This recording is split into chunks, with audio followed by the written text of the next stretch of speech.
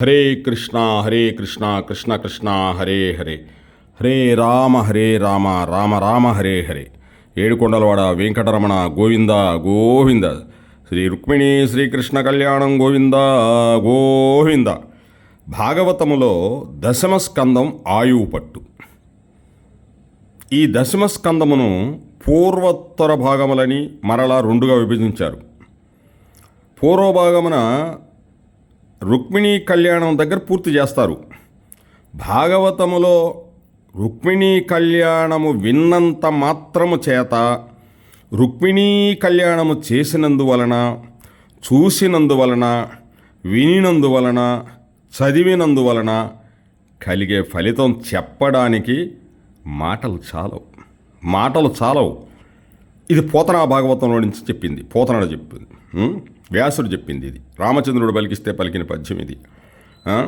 రుక్మిణీ కళ్యాణం చదివితే ఖచ్చితంగా యోగ్యుడైన వరుడు కన్యకు వచ్చి తీరుతాడు. రుక్మిణీ కళ్యాణ ఘట్టమును ప్రారంభం చెయ్యాలి.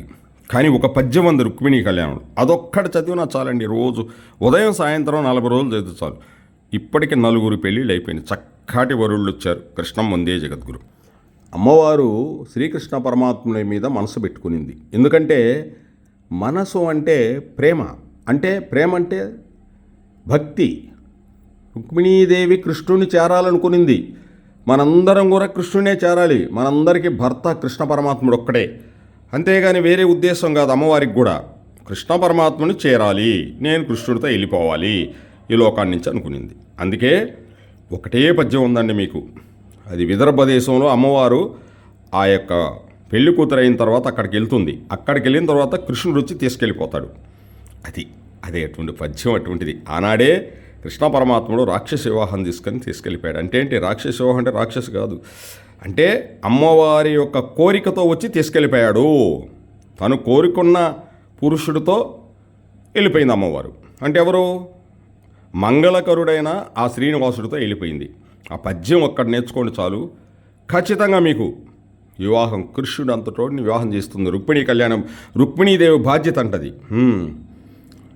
నమ్మితి నామనంబున సనాతనులైన ఉమామహేశులన్,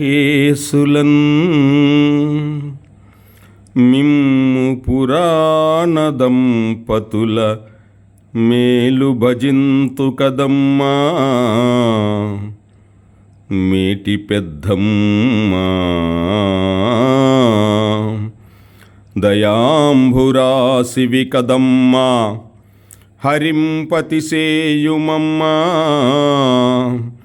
నిన్నమ్మిన వారికెన్నడును నాశము లేదు కదమ్మా. ఈశ్వరీ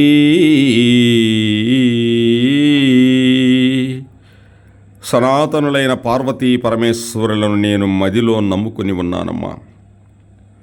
మీరు ఇద్దరు కూడా సనాతనముగా ఆది దంపతులు.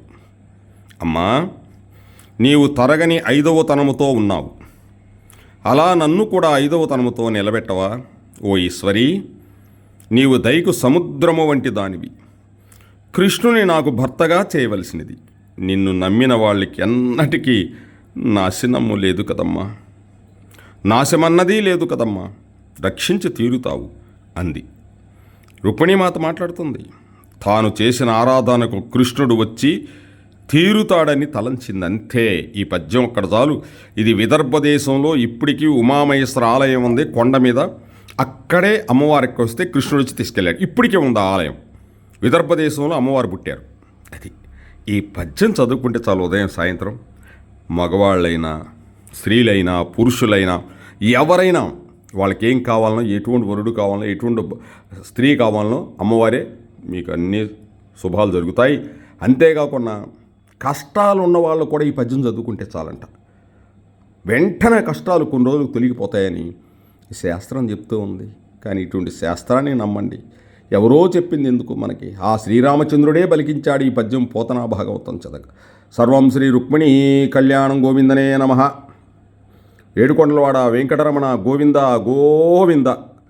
శుభం, మంగళకరం, మంగళాశాసనం, శుభమస్తు శుభమస్తు శుభమస్తు కళ్యాణమస్తు. జయ హే కృష్ణావతార. గోమాతకు రోజు 40 రోజులు గడ్డి పెట్టినా కూడా ఏదైనా జరుగుతుంది. పచ్చి గడ్డి పెడితే ఏ కోరికైనా తీరుస్తాడు. మంచి కోరికలు, భక్తి ఉంటే ఇంకా భక్తి కోరికలు తీరుస్తాడు. కొండవాడు పాదాల సాక్షిగా ఆ కృష్ణ పరమాత్ముడి పాదాలు ఇవి సాక్షిగా ఈ పద్యం ఖచ్చితంగా అందరినీ ఉద్ధరిస్తుంది.